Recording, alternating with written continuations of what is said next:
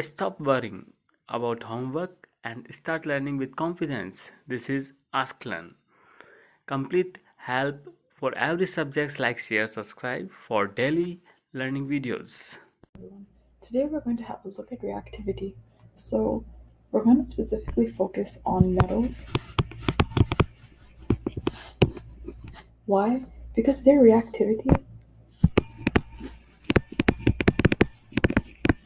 increases as you go down the group. And that is very important to remember. Let's explain why, as you go down the group, the reactivity of metals increases. Because as we go down the group, obviously we should know that the atoms get bigger, right? And the bigger the atom, the further away the last electron. So we have the electron here, the electron here, the electron here. It gets further away from the nucleus. There's a greater distance between them. So the attraction between the nucleus and the last electron gets weaker. We should draw them.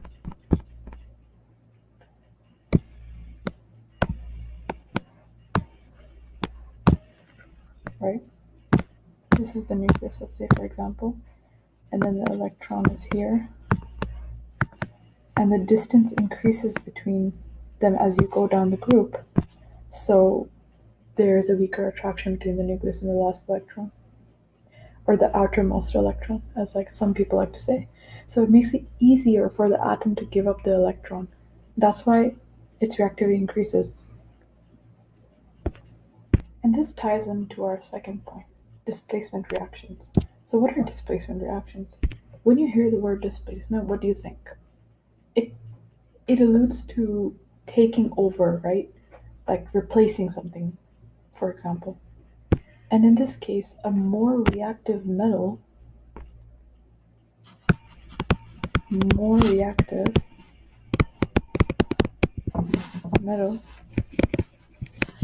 displaces or replaces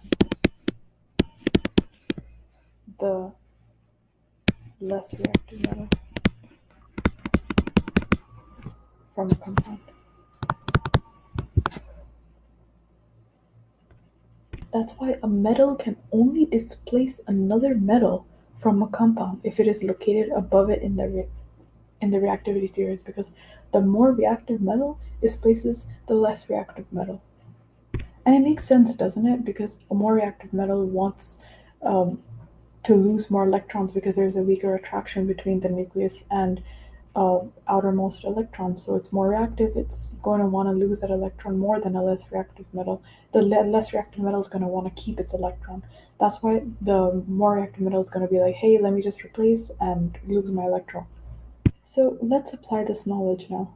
So we are given these metals, right?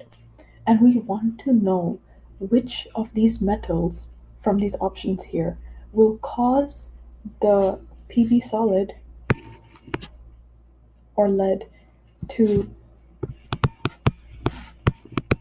which of these metals will cause solid lead to force out the ions from a solution.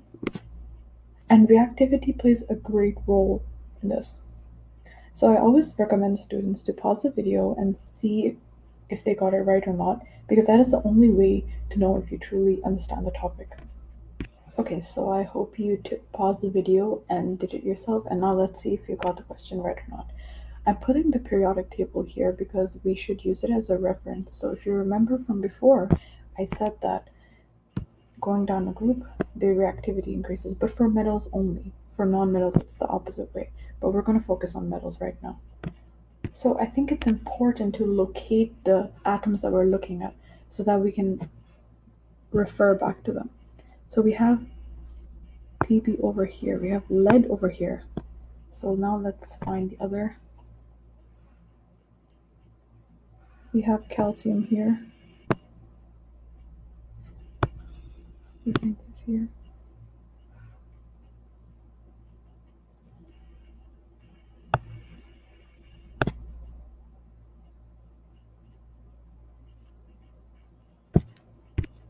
Okay, now we have located the metals in the periodic table, and now we can see which ones are more reactive than lead and would be able to displace it.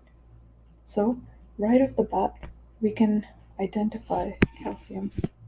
Calcium is obviously more reactive than lead because it is a group 2 metal, and group 2 metals obviously are highly reactive, just like group 1 metals. And now looking at the rest of the metals, which are transition metals, and they are a bit more complicated, but we can explain and try to figure it out. I think it's fairly obvious that we can eliminate silver and gold because they are generally not very reactive metals. I think it's something that we should just keep in mind, and it's just a more logical thing that we can eliminate silver and gold because they're not seen as very reactive metals in general. Aluminium is also extremely reactive metal.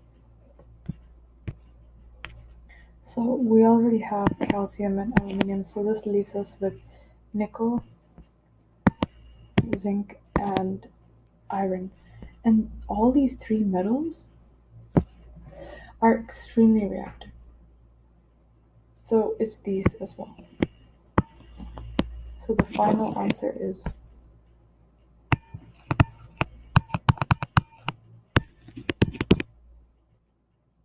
these five metals would be able to displace lead because these metals are high up in the activity series. So they're very reactive.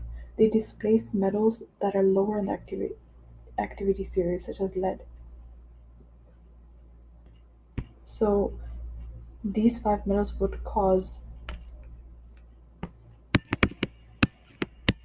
lead ions to come out of a solution as solid lead.